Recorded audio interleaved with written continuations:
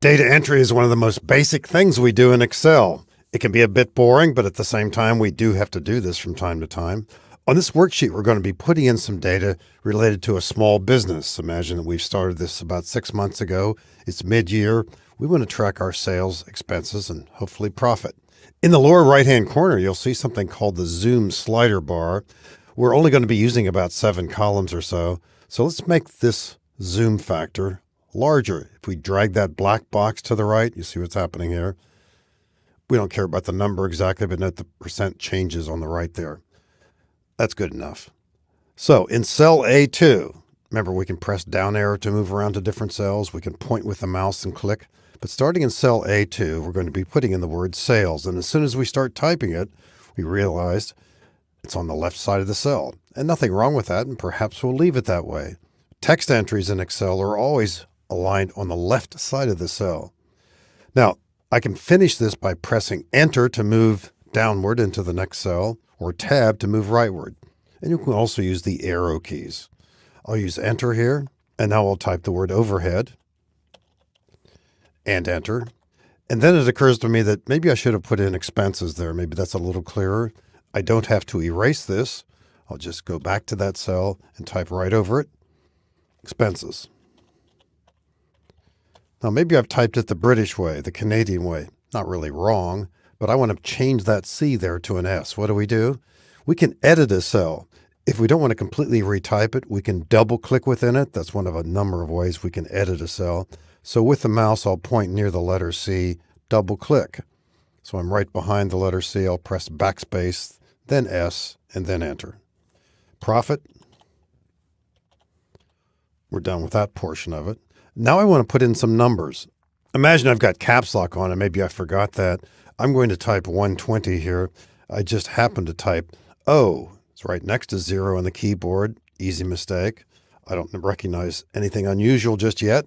I press Tab, and now I type 160. And imagine I'm typing it correctly, and I press Tab. And of course, something is wrong, and it's that O there. So what happens? What are we recognizing here? Anytime we enter a number or a value in Excel, it's automatically right aligned. And that's the way most numbers should stay, unless perhaps they're serial numbers or part numbers. We'll simply go back here and type this correctly, and then press Tab, 160, and I'll simply type in a few more numbers here, pressing Tab at the end of each one. And after that last one, I'll press Enter. Because I was pressing Tab, this automatically returns me to the beginning of the next line. And here too, I'll simply put in numbers here, pressing Tab at the completion of each one. And now I will put in some monthly names up here. As I'm typing January here, it occurs to me I really don't want to be typing all the other months as well too. And what if I were doing 12 months here? Not so well known, at least initially, is a great shortcut in Excel.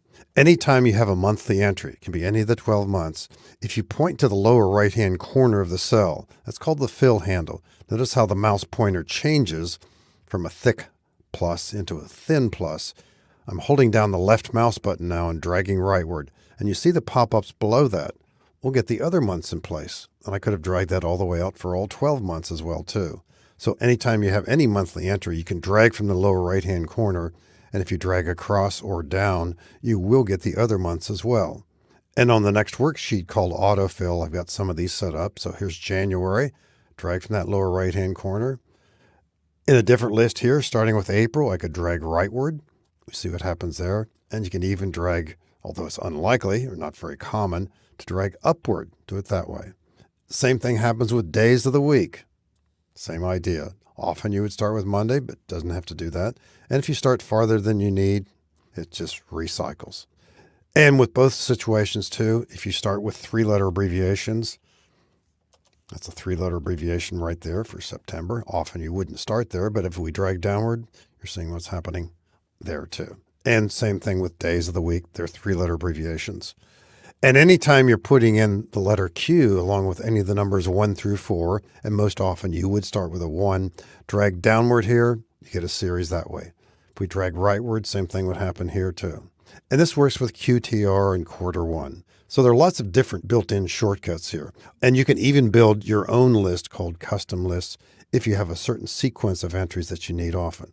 So I've seen some shortcuts here related to data entry, but also just the basic concept. Numbers are right aligned, text is left aligned. In later movies, we'll talk about alignment issues and how to make this information look more presentable.